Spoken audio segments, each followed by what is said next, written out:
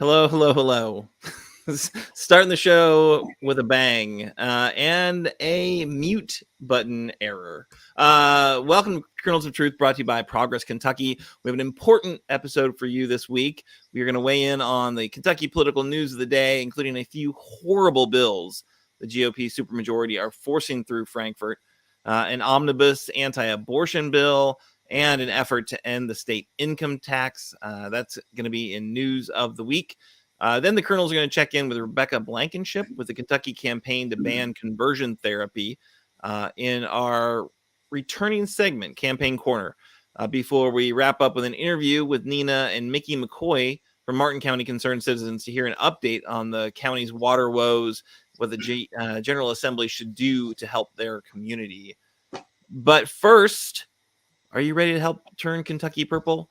We absolutely know that our Commonwealth has some work to do if we're going to beat back the red wave of bad politics and policy from the GOP supermajority in Frankfort, from bills to block reproductive justice to cutting taxes for the wealthy while blocking investments in our Commonwealth. We are going to need your help. So if you want a Commonwealth that works for all of us, please join Progress Kentucky. We make it easy for you. Just follow us on Facebook, on Twitter, on Instagram, kind of wherever you spend time on social media. Make sure to like and share our content. If you like what you're hearing right now on Kernels of Truth, give us a thumbs up, leave us a review, share out the show. If you're getting us as a podcast, those reviews are really important to help out the algorithm and let more folks see what we're doing here in Kernels of Truth. So let's check in with our amazing co-hosts. Who are you? Where are you? And what does your protest sign say today? And my name is Aaron. I am coming to you from Chilesburg, a community just inside the Fayette County growth boundary. And my protest sign says today, just stop, GOP. I just need them to stop. It's a wave right now that we're dealing with. Let me check in with my amazing co-host, Kimberly. Are you there? How you doing? My name is Kimberly Cecil Jones, and I'm coming to you from the great city of Louisville, Jefferson County. And my protest sign says today, let's make peace and not war. That's a good one. Yeah, that is an important one. Awesome. All right. Doug, you there, Doug? Yes, I'm here. Hi, I'm from Harrison County, Kentucky. I'm proud of my county. If you're looking for a local B&B, I can heartily recommend Ashford Acres. My sign says, I always got something printed out, defeat HB 8, the bill that giveth to the rich and taketh away from the poor. All right, HB 8, that is a teaser because later we're going to cover HB 8. Doug's going to go deep on HB 8. But I am going to talk a little bit about the bill that actually just, I believe, Doug, correct me if I'm wrong, that just passed the House in Frankfort? Correct. All right. So this is HB 3. This is the omnibus. They call it the omnibus anti-abortion bill. Omnibus, that's a good word. It's just like the kitchen sink anti-abortion bill. Everything that they could possibly throw at abortion to keep it from happening in our Commonwealth, they did with this bill. Our friends at Planned Parenthood have a really good analysis of all the horrible things that it does. But what we know is that it's, if you like women having the right to choose, if you like this, this being something that can be accessed in our state, this is not the bill for you, right? And that's something that actually most Kentuckians do support. A woman having access. This is a service that should be able to be accessed, right? Abortion access is important. It's not a popular issue. A lot of folks don't want to talk about it, but the reality of it is people get that it's important for our Commonwealth. And right now it is very much in jeopardy. As we mentioned, it flew through yesterday, it flew through the committee the bill was assigned. Today, it went through the House of Representatives. So now it's going to be all up to the Senate we know that with the GOP supermajority, it's unlikely to be blocked. But I think it is critically important that folks do weigh in, that do share their views on this, and let their representatives know that this is not something that they want to see happen. Let your senators know. I guess the game is in the Senate now. Call your senator, make sure they understand that you want to keep abortion access in the state of Kentucky. Obviously there's a lot of different factors in this issue, right? We know that the Supreme Court is likely going to be looking at it. There's a case from Mississippi. They're going to be figuring out. I think this court absolutely has an interest in overturning Roe v. Wade, and of course that's what all of the state access hinges on in red states like Kentucky. What this basically will do is if Roe v. Wade remains the law of the land, this is going to be something that could be challenged. Of course, you have to have somebody to challenge it, and that'll have to be Planned Parenthood, and they'll probably have to get in a long line because so many states are taking action such as this, doing everything in their power to reduce access to abortion. So really, it's disappointing to see the GOP supermajority spending their time on this HB3, especially when abortion can be safe. It can be, medication abortion is something that is, should be accessible for women who need to take advantage of it. A very safe, very effective way, to ensure that, that women have that option. But, because of that, I think the GOP supermajority has been fired up. And if you listen to the language that was used today in the conversation, they kept talking about how it's all about safety. They just kept saying it was all about a safe, process, which is just a lie. If they're concerned about, women's reproductive safety, if they were concerned about women having the health protections and the health support they need for pregnancies, then they would have passed a whole raft of other bills that have been brought up. But those are going nowhere. They don't have they haven't even been able to be assigned to a committee. So the kind of women's maternal health package that's being raised by the Democrats in Frankfort is going nowhere, even though that's actually, if you're concerned about safety, you're concerned about health, concerned about women's reproductive safety, that's what they should be paying attention to, not this effort. But that's my take on it. It's disappointing, but not shocking, right? I don't know, Doug, I know you spent some time watching what was happening in the legislature. What's your take on it? Yeah, it's really interesting to watch. A lot of passionate speeches.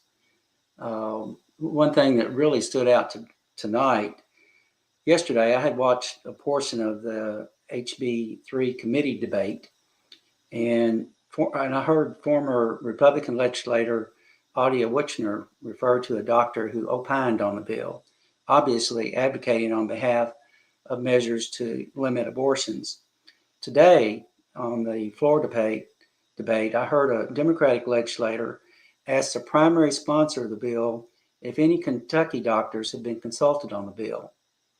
She asked that question 3 times, and 3 times the sponsor provided words on the bill but did not answer the question. By the way, the doc who opined for the committee meeting, he was from Indiana. So we're not seeing a lot of support in Kentucky for this effort. It's a nationwide movement, right? And I'm sure I'm surprised they couldn't find a doctor from Kentucky to kind of weigh in on it, but I guess they just didn't do their homework or do their due diligence on their full effort. I don't know, Kimberly, have you been paying attention to this? Or are you guys, anything you like to say about this effort? I apologize. I've been spending the entire week trying to find a car, and I could miss a week of what's going on in Frankfurt, and I have missed maybe 4 or 5 days. And I'm here to tell you, just listening to you guys, nothing has changed, and nothing seems to want to change. I think the breath of fresh air was Keturah Heron being sworn in yesterday, and the beautiful blazer, colorful blazer that she had on. I think that's about the only thing going on good in Frankfort right now. Yeah, I think this week that was probably the highlight. I definitely think that was probably the highlight. I feel sorry for Katura. I think I didn't mention this when we had her on the show. Just how sorry I was that she was going to have to have that ringside seat for this kind of just clown show. That super majority and what they're spending their time on. It's absolutely disappointing. For sure. I just want to give the shout out to one of our viewers and of course one of our occasional co-hosts and the creator of our theme music, Nato, who is owning the comments right now. So I did want to point out his point about the omnibus bill. They call it an omnibus because it throws all omni women under the bus. That's why they call it an omnibus bill. I don't know that that's technically accurate, but I think that is close enough for us here at the Kernels of Truth. But there's a lot of truth in that one. Whoa. There's a lot of truth in that one. Where did you get that? Where did Nate get Nate is a clever man. Nate is a very clever man. I mean, Nate, dog, he can always get to the core of it, right? Absolutely. But I just want to say, as a woman, I'm tired of those insane asylum people that need to be in treatment, and they're old and decrepit and they probably need Viagra or something, telling me what I need to do with my body or how I should go about doing anything. So that's the other part I needed to say. Sorry I interrupted. You did not interrupt. Yeah, I think it was remarkable that this time they actually had a female lawmaker introduced the omnibus package, right? So it wasn't just a bunch of white men telling women what to do. They had Republican Representative Nancy Tate of Brandenburg, who actually filed HB 3. So they knew the optics always look better if you've got a woman somebody who actually has a uterus. Because the uterine control caucus there really not focused on maternal health, not focused on women's health. What they're focused on is controlling uteruses. So apparently, Representative Nancy Tate's all in for that too. So, all right, I think we should move on. We got a very, very full show tonight. So we're going to move on to story number 2 about another bad bill in Frankfort. And we're going to turn to our friend Doug Price for that one. Yes. I want to talk about House Bill 8, which plans to cut income taxes by 1% now and ultimately getting rid of it altogether. House Bill 8 has 10 sponsors, all Republican.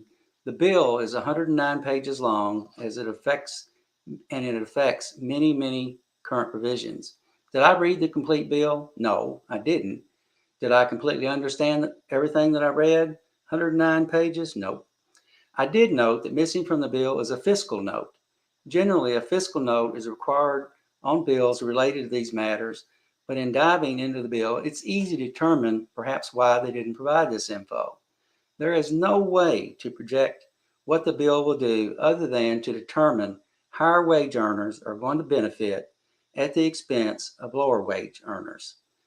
The bill taxes a long list of services, actually 38, that would supposedly offset the income tax cut, including photography, massages, website design, personal fitness training, travel arrangements, valet and parking services, security systems, taxi cabs, Airbnb, VRBO, and they plan to tax the executive and legislative branch lobbying. And, that's going to be a major area right there because people spend a whole lot of money on lobbying. So if the bill passes, we're going to give you your money back, your income taxes, but you got to pay more in sales taxes. The whole idea is based on the premise that if we don't charge income tax, then you will spend more money and we will attract more people to move to Kentucky. Legislators cite Tennessee, but they don't mention Kansas. Arthur Laffer was the advisor behind the notorious Kansas state income tax plan that ruined the state's finances. In 2012, then Kansas Governor Sam Brownback passed a package of tax cuts based on Laffer's ideas.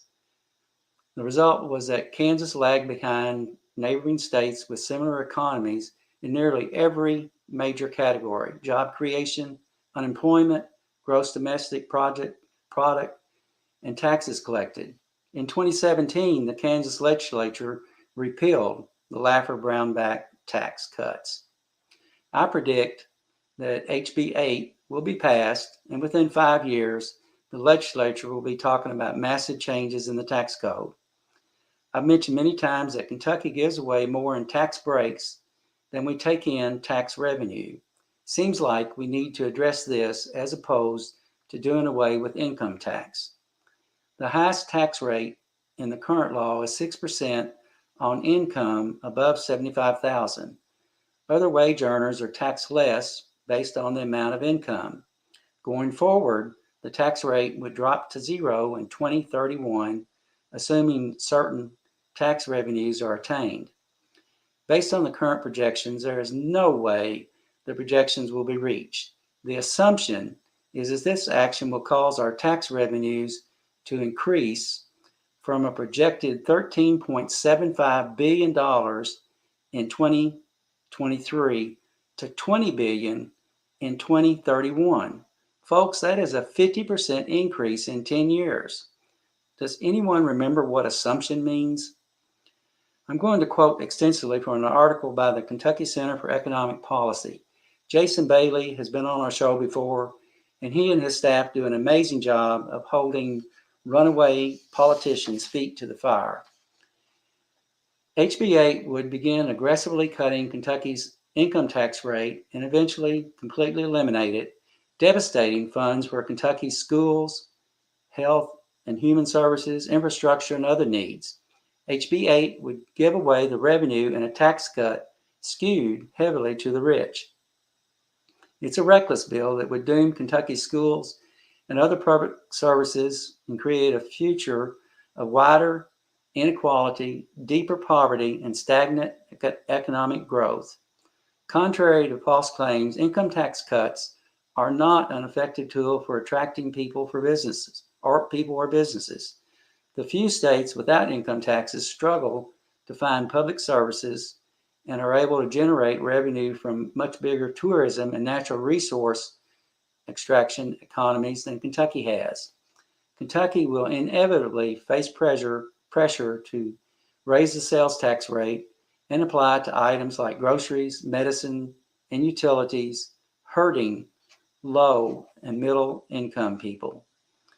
If anything in the direction of HB 8 becomes a law, Kentucky will be forced to ravage funding for its schools and other public institutions, and will face a bleak future where the wealthy are even wealthier and the rest of Kentuckians have scant access to education, health care, and other critical needs. As I stated earlier, I expect the bill to pass, and we shall see what kind of taxes come forward in the next few years to pay for HB 8. I welcome any comments from our other host. Well, good. We might have some. Yeah, I think this is, it's just one more, the iteration of how Republicans, really want to drown government in the bathtub, right? So they want to shrink government down to the size that they can drown it in a bathtub. That's, of course, the famous quote from the anti-tax, guru Grover Norquist, part of the right wing, groups who've made that part of Republican doctrine, right? So that's what you do. It's not really about the growth. They don't really care about the growth. They just want to make sure that government does not have an active role in our society, right? So this is a bad idea. You don't need to listen to me. Jason Bailey from the Kentucky Center for Economic Policy, as Doug just mentioned, has done an exhaustive kind of analysis of what this bill would actually do. And you cannot replace 40% of the state's current revenue, which is coming from this income tax, with taxes on Botox or Uber, right? It's not going to work. It is just going to ratchet. It's going to force them, because we've got, of course, this balanced budget rule in Kentucky, where they're going to have to cut spending, and that's it's pre-K through 12th. It's higher education funding, and all these things that the government funds, which we don't fund. I don't think our Commonwealth spends nearly enough on the social services. All it takes is looking at what's going on, in jails. I'll look at what's going on in our social services, our social workers and kids. Oh, which state is the worst for child abuse? Oh, that's us. Why is that? Like, we don't spend enough money to take care of our kids. So I think the idea that we're going to somehow magically grow the economy because we cut income taxes is garbage. It's been disproven a million times. This idea of kind of trickle down, or you grow, cut the taxes so there's more economic growth, so that the few taxes that remain are supersized. It just doesn't work. It's never worked. Kansas is a great example, but it's doctrine for Republicans, because they don't really believe it either. They know it doesn't work, but they just want to cut the social, they want to cut the government spending. So this is just bad idea for sure to pursue this, which is pretty much a guarantee that this legislature will pursue it, because that's what they do there in Frankfort, is pursue bad ideas. That supermajority means cooler heads, calmer heads, information. That's not going to carry the day. It's just going to be this horrible parade of legislatures going along with what at this point really is Republican doctrine. So that's my take on it. It's super disturbing and upsetting, and I don't think we should take it quietly. We should not take it lying down. We should, again, call our House of Representatives, call your senators, make sure they know that you are opposed to this effort. You see through it, what the effort is all about, and you're watching them. But yeah, I think end of the day, I'll be shocked to see it not go through. We'll see. Kimberly, what do you got on that one? Um, I would be afraid to have to wait for my money at the beginning of the next year for the last, because of the simple fact that we weren't prepared for unemployment issues. Then the second thing that I would like to say is, you know, we don't need any more taxation. We just need to get together and spend money wisely. And most of us are feeling the crunch with the inflation right now, that we are spending our money a lot more wisely. And I suggest that the state legislature, that they do it too, which I hate to be Debbie Downer, I hate to be that girl, but I just have to say, I don't see anything changing in Frankfurt until some of these people can get voted out, period. I'm there. Let's do it. Let's make it happen. All right. So Kimberly, I know you always bring a raft of stories that we want to cover. Let's see what you've got for us tonight in your news under 5. But it really needs to be under 5 because we have a very full show. But what have you got for us tonight, Kimberly? I can't help but think you would Doug Fresh would talking. Okay. Hi, ladies and gentlemen. You all like my new microphone? Can you hear me okay, Aaron? Yeah, no, I can hear you quite well. Yeah, I got this like at this little place. It's some influencer, YouTube, Instagram influencer microphone. So I just thought it was cute, picked it up. But anyway, first of all, news in under 5. We're going to make it under 4 today. Number 1, it is already being notated in the state legislators. Yes, yes, yes, yes. That Jefferson County, it has been voted on and has advanced to Frankfort that smaller communities in Louisville can now make their own cities. We already had some here, such as Shively, J-Town, Butyl, and so many more that have their own mayor, own police departments. But ultimately, our mayor and our Council trumps all, right? So that is happening. That is very, very, very, very, very, oh man, maybe it can happen. Oh, this is political and then it is not. If you're going to try to find like some tennis shoes and outfits from Nike, you're going to have to go straight to Nike and get it. And I don't understand why our lawmakers have not done anything about this. I am a Nike girl, but Nike has been taken away from Macy's and so many other stores. And also, it has been taken away from the Foot Locker. Can you believe that, Dougie Fresh? Can you believe that they're taking Nike out of Kentucky? I'm just Another thing that devastated. I know, I'm devastated. Like, that was revenue that Kentucky could have had. You know how they stand in line for those new Jordans. That's enough to pay someone's college tuition just right there. So, write your Congress people, let them know. Keep Nike in Kentucky. Okay, I know you wear Nike. I do too. The other thing that I wanted to just say very, very quickly, and I guess I am the social justice queen of the show, so to speak, on especially issues that pertain to women and Black folks in America. The Ukraine government and Ukrainians have admitted and they were transparent enough to tell the truth. As we mourn the losses of lives that didn't have to happen, as we pray and send positive energies over there to the Ukraine because of the ambush and the humanitarian discord and decimation that Putin is doing, which they are questioning his mental capabilities. But did you guys know? And I don't know if you did or didn't, but did you know that Black Ukrainians are going through it right now as well? The racism over there is keeping a lot of the Black Ukrainians from passing over to the border to get away from this mayhem and evilness.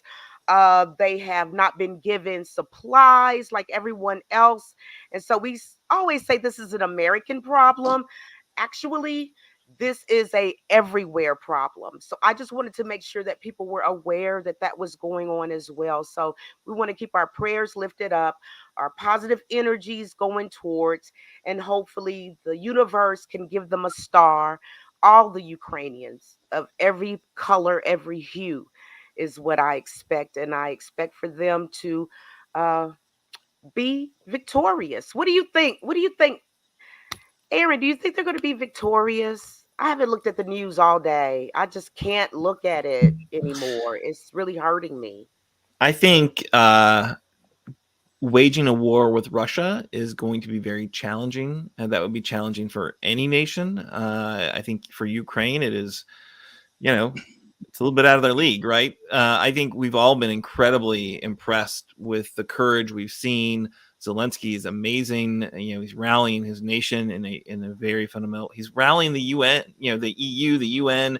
Everyone is standing against Russia. So my concern, and again, this is not Kentucky politics. It's just as a human being watching what's going on. It's like what's Putin's ability to like save face and not destroy Ukraine, right? That makes me very worried because he is clearly quite isolated. He's making some horrible decisions, and I'm just, I'm terrified about what could happen because obviously they have an overwhelming military force they can choose to, kind of crush Ukraine with. They can't hold Ukraine, but they could destroy Ukraine. And that makes me just terrified. Let me ask you a quick question because I know we have to move along. But why didn't the Ukraine join NATO? Weren't they asked to join No, they NATO? My wanted glasses to. keep falling off. Huh? They absolutely want it. They want to join NATO, and it's been a red line for Russia for a while. And so that's part of this whole fight is that Russia wants NATO to say that Ukraine could never be a member of NATO, which of course that's not something they've wanted to do. Anyway, it's tragic. Everyone's praying for them, and I hope that this kind of wall of international opposition, besides folks like, China, I guess, is lining up with Russia. Well, But I thought the last time I heard that China is like they had a vote. Where was it, in the UN or somewhere, and they abstained? I'm like, yeah. that's just like that friend that's like, yeah, yeah, yeah. If you going over there, I'm gonna kick her butt too. And then when it gets down to the get down, you can't find that friend anywhere. So, I mean, it was a um, non-binding resolution in the UN, but still, if China won't even hang with you for the non-binding resolution, that does seem like that's a red flag that they might not have your back. All right, so we do need to move on. I think this is an issue that obviously a lot of folks are paying very close attention to, but I think I hope this is something that unites us all in opposition to Russia and their behavior. Unfortunately, I don't know that that's true, and I feel like a lot of Republicans have kind of floated around on this one, and hopefully they're going to back President Biden's amazing work. I think unifying Europe and really the whole kind of free world against Russia, which is oh, I'm oh, sure it hurts because they know they would never have done that. What's that, Kimberly? that wasn't me coughing. I promise. I just had to tell you this really, really quickly. There has been a temporary injunction for Delta 8 being legal in Kentucky. So for right now, Delta 8 is legal in Kentucky. Yes. And in case you don't know what Delta 8 is, you haven't been watching us. It's a frequent subject. It comes up pretty frequently. I've never written it down in the run of show, but somehow it does show up from time to time. All right, Delta 8, do your homework if you don't know what it is. We do need to move into Campaign's Corner, though. Thank you very much for bringing those stories to us, Kimberly, for sure. So we're going to bring in Rebecca Blankenship, who's with Band Conversion Therapy Kentucky, with an update on their really important efforts for LGBTQ rights in Kentucky, which is, of course, a state that has had some challenges, but I think there's some signs of hope, maybe. So, Rebecca, thank you so much for joining us this evening. How are you doing? Yeah, thanks for having me, folks. I'm doing good. Awesome. Glad to be here.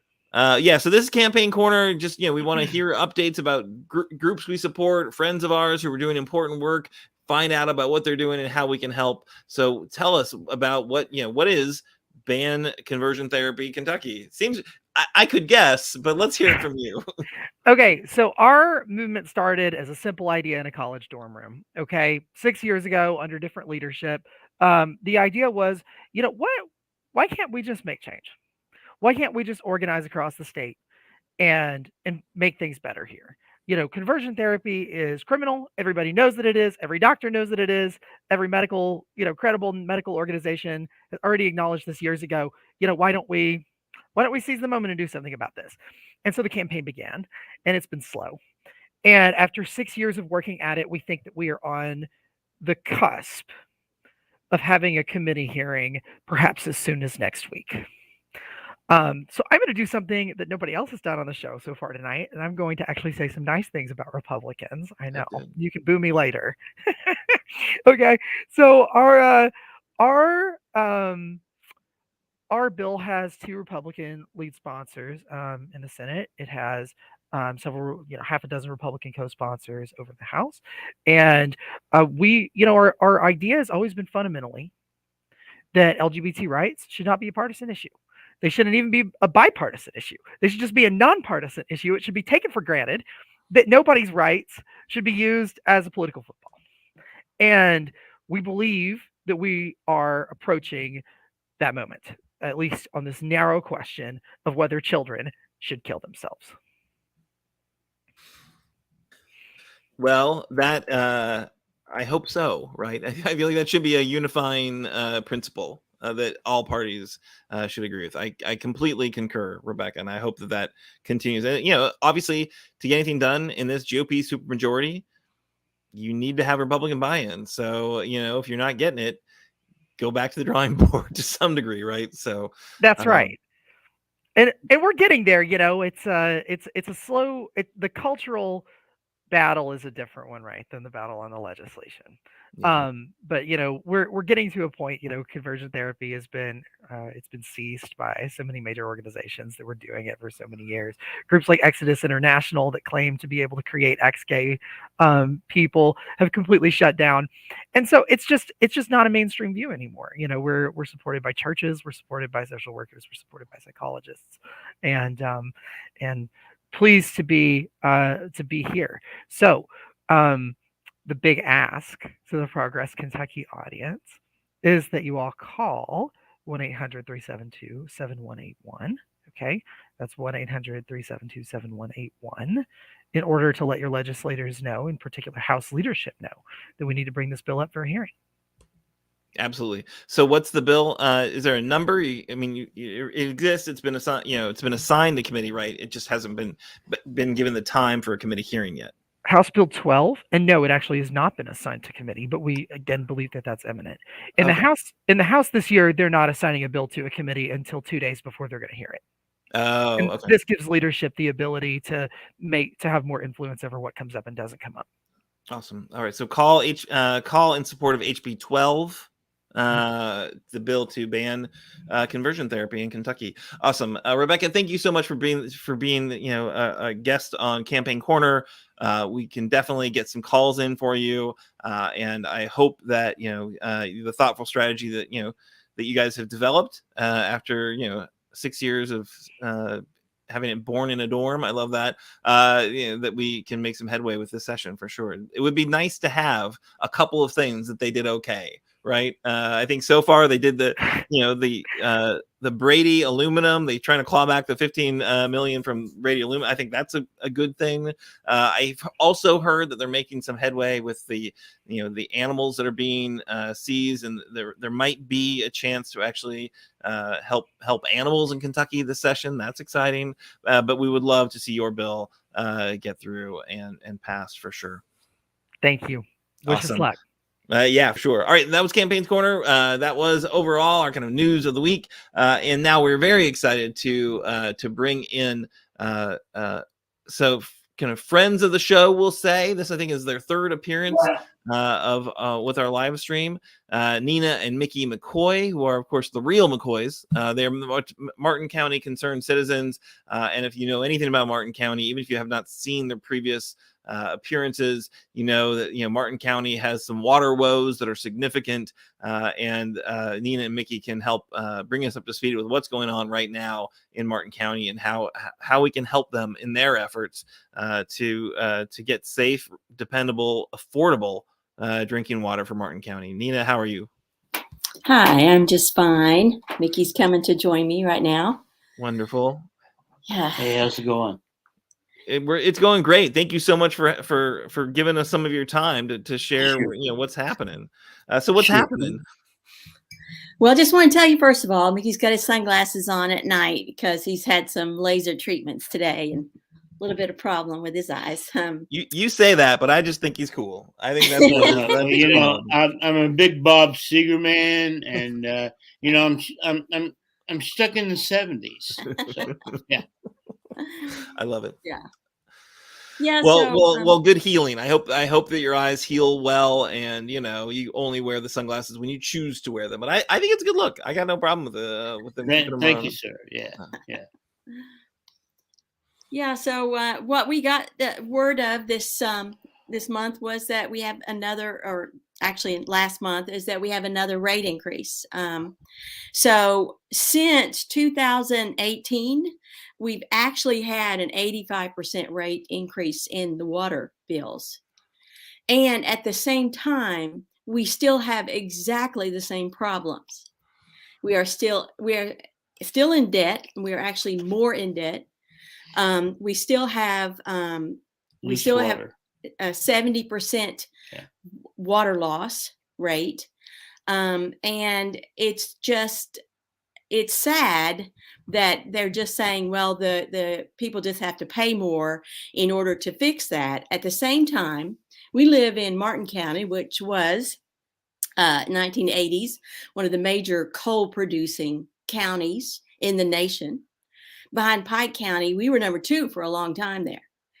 And so when they have abandoned mine lands money coming in, and they are spending what we just found out not too long ago, $6 million for adding to the airport so corporations can fly in easier when they bring businesses here. Building another empty building on an industrial park that's got full of empty buildings, and refrigerating one of those empty buildings so that the guy that owns a apple orchard that's trying to improve jobs for the county, bring those coal miners in to pick apples. Now this 2.5 million is going to refrigerate those apples for him. So abandoned mine lands money is being used, and they say it's to revitalize the economy, but no corporation is going to move into a place where they can't trust the water. They can't afford the water. Workers can't afford the water. So when we keep asking for money to be spent, and they say, well, that's not revitalization. Water is the basis of life. And so, yes, you're going to have to fix the water. So basically what they say is, well, the ratepayers just have to pay more because it's just such a mess. And yet the corporations get free money for refrigerating their apples so that we can get a job picking their apples. It just doesn't make any sense. Yeah, it's like big time corporate welfare. You know what I mean? The big guys still get the cream, and we're left with the watered down milk and no water. You know, it's a damn shame, I tell you. It really is. And it seems to me just like shocking that here we are, with you guys are being hit with these outrageous, rate increases, which, I guess are being rubber stamped by the PSC, or because, these are rates that, they have to be approved, I think, at some level. Right. And I know that, sure, I'm sure it shows very clearly they need to spend the money to kind of fix the water system. But, if they're piecemealing it, when are you ever going to get to the point where the system is actually is fixed? But we all know, right? Martin County is internationally famous for this challenge, right? This is not something that is, you're just sharing with us for the first time and we're astounded, right? This is an ongoing concern that, literally, people all across the globe know what you guys are fighting and know how, it is an absolute injustice. Where's the governor in this, right? Like, we got a better Kentucky plan. He's loudly espoused. Every time I get a press release, every single time they spend, $100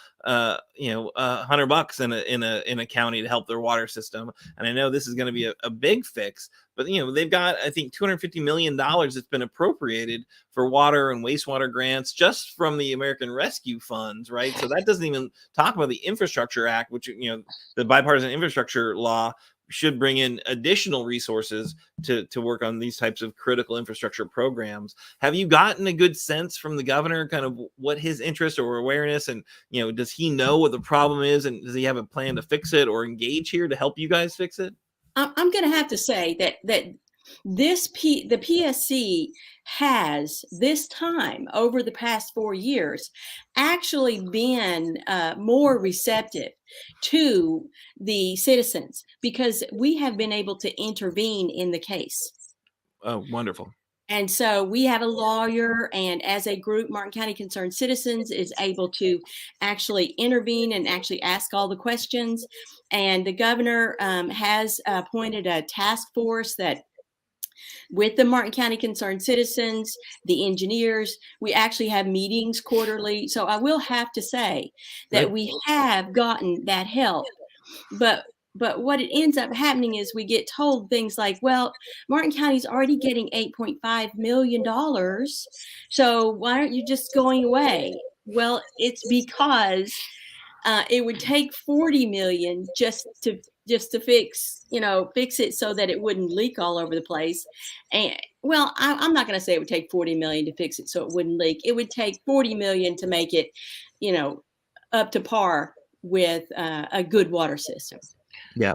However, they the money that they have is not enough, and we can't get contractors willing to even bid on the projects. So you can't just say, well, we gave you 8.5 and then give somebody 2.5 to refrigerate their apples and expect the people to be happy about that. We're embarrassed. We're embarrassed about this. At our ball game, the district ball game, you know what? The basketball game. You know what the other side yells at our students? We've got water. Oh my gosh. Yeah. We've got water. Clap, clap, clap. Yeah. That is horrible. It is fucking horrible. And it really is. It's been going on for a long time. They've been doing that for years at our ball games. Let me give you a little take on this. That I was very, very lucky to be spit out of the computer at the University of Kentucky to take Harry Cottle's class. And Harry he was tremendous, a statesman, and his monologues were just great. And he said one time, Kentucky doesn't have 120 counties.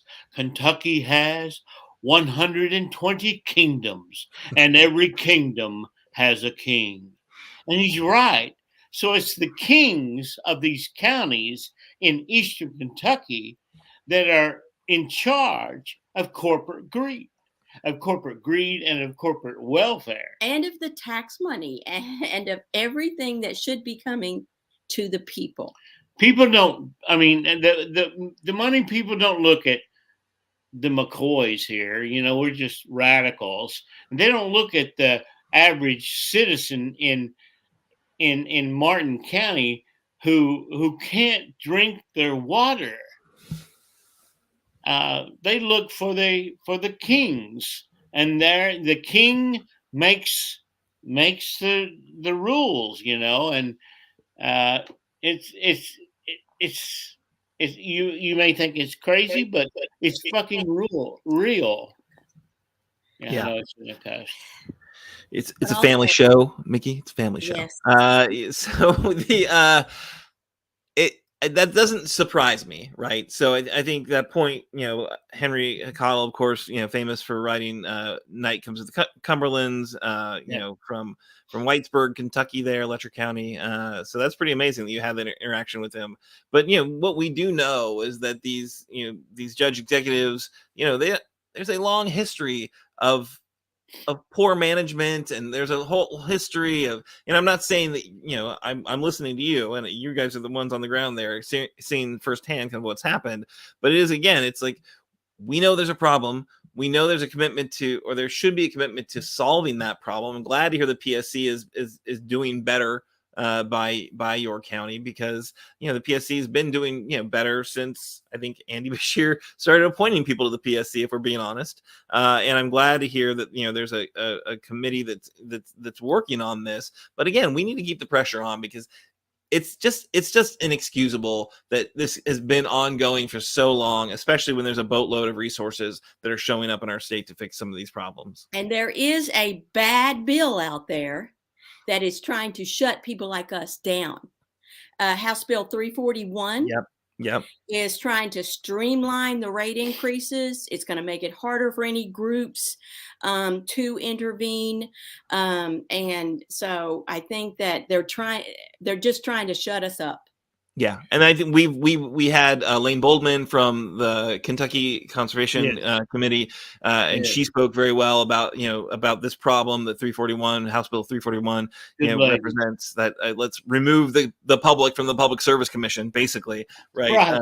So it's something we absolutely need to fight, and we've encouraged folks to call. We'll watch that. We'll listen to Lane. I think as she's there on the Capitol every single day, kind of watching what's moving, and they've already made the rules such that it's easier for them to move things quickly without the public paying attention.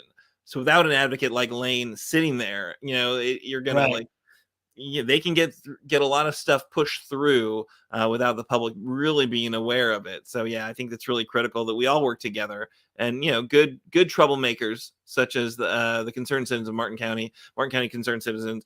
Thank you guys so much for sharing your views with us and sharing these updates. I think really important for people to know that these problems have not been addressed in the way that they need to be, despite the kind of awareness and attention. So we need to keep coming back to them. You guys have an open invitation if there's ever a story that you feel like needs to be shared. But any final thoughts you want to share with us before I throw it to any questions that my co-host might have? Well, I think my whole take on this is that as long as we let the corporations be called job creators, then we end up being their slaves, because they get to do anything they want because they create jobs for us. But I don't think we're not lucky to work for the corporations. Corporations are lucky that we are their workers and their customers, and they should pay for the buildings that they need, because capitalism is not capitalism if the taxpayers are paying for the corporate buildings and needs. Yeah, that's for sure. And I think, we've seen more and more of this, like, oh, we have to incentivize these companies to come here because they've got all these choices of where they could go. And it is this kind of like, they're just kind of holding states hostage, or they're getting them to bid against one another, and of course, what's the bidding? Like, oh, well, that means we'll just cut your taxes. So, you won't have to actually help the community you're operating in, right? And I think it's troubling, and it's something to watch for. And I think you guys are underscoring some real problems with how that behavior shows up in some of these rural counties, which they've got them kind of under their thumb, right? Because coal's just not what it was, and so we got to bring in jobs. Like, well, sure, but what kind of jobs and what kind of amenities are you providing for these companies? And I think you're totally right, Nina. Like, they should be bidding to do the best work by their communities that they want to be welcomed into, which is the best job, the best salaries, and the best tax base for our communities. But yeah, and I want to see if any of my co-hosts have any questions they want to ask y'all, Doug or Kimberly. I just want to jump in and say something real quick. The problem is corporations have the money. They lobby the legislators, and the legislators introduce the bills, and then the legislators pass the bills. They don't care about Martin County. No. It's all about the money. Money is power, and power is money. Yeah. Mm-hmm. I just want to say that we will fight them until we die. And then there'll be others that will rise up like a phoenix. Well, let's hope we don't see that anytime soon. I think you guys are doing great, important work there, and we love to support you however we can. I know that Kimberly's got a question because I see her wildly waving her arms. I know you all forgot about me. But what I wanted to say That's is, not possible, Kimberly. That is just I know, no. it just felt good to say it. So I was looking at President Biden last night, and one of the things that he made sure to mention is about clean water that we can drink all over Right. this country. Heard that. And the way that I took away from what he was saying is that he is willing to put money where his mouth is, that Right. he's willing to do whatever it takes. And Right. not only that, I don't know if you all were included in those interviews, but the White House called a good friend of mine, Betsy Foster, and the White House wanted to make a film about infrastructure and the different things that were needed in our more rural areas of Kentucky. And the water was brought up a lot. So I got faith, and I believe that help is on the way. I really do. I believe that help is on the way, because I don't even feel right. I live in Louisville, but I don't even drink this water. Like I'm. But I will say this. If I wanted to take a drink from a fountain, I would feel really bad knowing that my other brothers and sisters in this same state don't have that luxury. So Yeah. that really pains my heart about that. But I believe in Biden. I believe he's going to do something. I believe it. Yeah. I do too. I have Awesome. faith. But yeah, let's keep the pressure on because we know those dollars can go awry, and we need to make sure that the commitment that's being made at the federal level, either through the American Rescue Act funds, which of course no one in Kentucky voted for. Right. Let's just remember that none of the representatives from Kentucky voted for those American Rescue funds to be sent here. They, I'm sure, will show up for the ribbon Oh cutting yeah. for any Oh of these, hell yeah. these water programs. And, Let's and there's a hold them lot of accountable. jobs in fixing water systems and things like Yeah. that. If we, Yeah. I hope we have the people trained to do the work. Absolutely. And I think, what we do know is that the bipartisan infrastructure law will, kind of supercharge some of the stuff that's being done.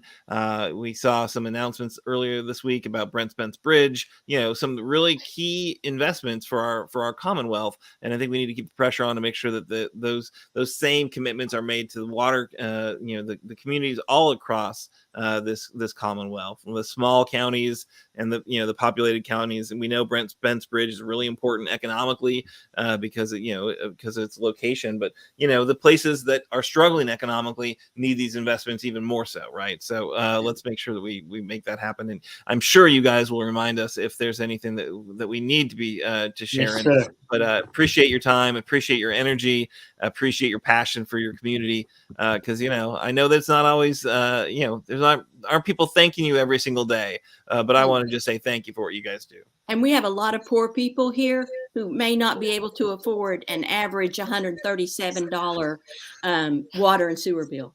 Yeah, That's the that's average. insane. That's insane. Amen. Absolutely. Let's fix that. All right. Thank you so much. We're going to move on. I think we're going to close out our show. We got a couple of quick things we need to do. We need to encourage folks to take action, of course. That's really important. This show is not just about giving you information to make you outraged. It's giving you information to get you engaged, and then to make sure that we put the pressure on those who can deliver for us, right? But the fact is, Progress Kentucky needs you to help out. If we're going to make our state more politically active, more politically engaged, if we're going to win more progressive representation, we need your support to make it happen. We've been doing some canvassing. We're doing actual door-to-door last weekend in Franklin County. If we're going to be back in Franklin County this weekend, knocking on doors, talking to people who might not be super active voters, people who might not be, the kind of the folks who've been most engaged with our political system, folks who were like, who maybe don't want to pay attention, because why would you? It's so bleak. It's hard to be like, fired up about it. But I did want to just say, like, I was out last weekend knocking on doors, and I had some just wonderful conversations with folks who, wanted to hear how things have been, wanted to share their stories of COVID and how it affected them. Folks who wanted to share their, their views on how Andy is done. And that's one thing I will say. People have seen Andy Bashir's work and they know that he's been fighting for us, which is really wonderful. But then you start talking about, all right, well, what's Andy dealing with? Let's talk a little bit about Frankfort and what's happening, in Andy's wheelhouse right now. And it's, I think we've seen a lot of people, who don't pay attention to what's happening every day. Because again, why would you?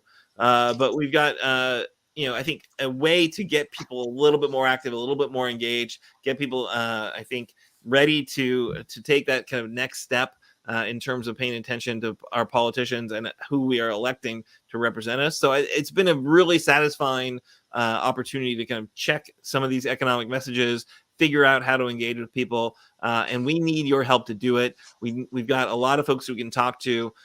Email us at info@progressky.org. If you'd like to take part, we will be doing that again this Saturday in Franklin County from 2 to 5. We'd love your help. And then we mentioned, a couple of really bad bills to start this show. We've got HB3, which went through the House today. HB8, which I'm not sure when that will be brought up, but we think it'll be brought up relatively soon. We know that it's a major priority of this GOP supermajority to get this tax reform done. So call your senators, oppose both those three, HB3, HB8, and support HB12. Which is, of course, the bill to ban conversion therapy in Kentucky. Really important stuff. Please call 1-800-372-7181.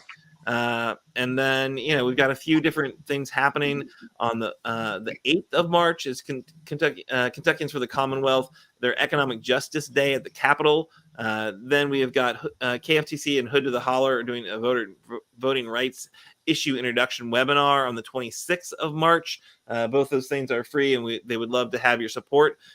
Check them out for more details. And that's what we've got. So with that, I'm going to throw it over to my amazing co-host Kimberly, who we never forget about, because how in the world can you ever forget about Kimberly Cecil Jones? Cecil, can you close us out? Yes, I sure can. You all are much too kind, but truthful. I like that.